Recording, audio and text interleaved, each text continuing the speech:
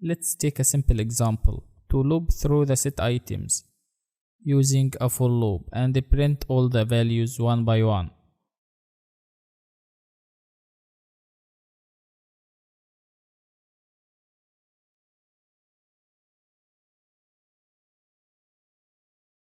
Look at here, you can find out for x in fruit set, then inside the block of the for loop, after considering the indentation, we printed x using the print function, and we got apple, fig and banana.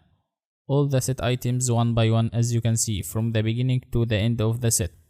And the x variable here represents each item from the set, one by one from the beginning to the end. Now let's talk about how to use the in keyword. We will take a simple example to check if an item is present in the set or not.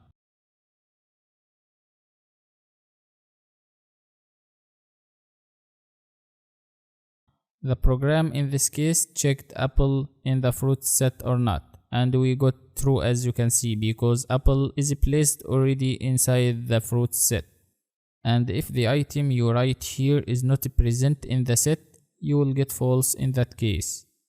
Also, once a set is created, you can't change its elements or items, but you can add new items using some methods. You can add a single item to a set using the add method from the Python standard library, exactly as follows.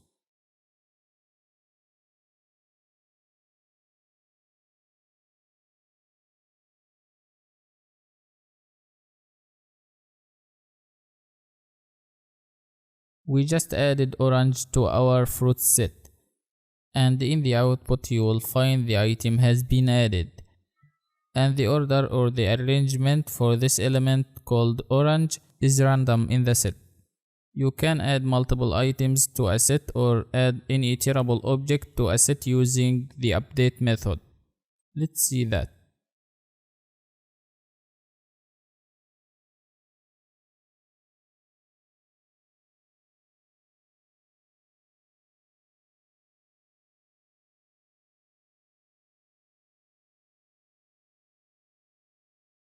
In this example, we inserted lemon and cherry as new items inside the fruit set. It's very simple, as you can see.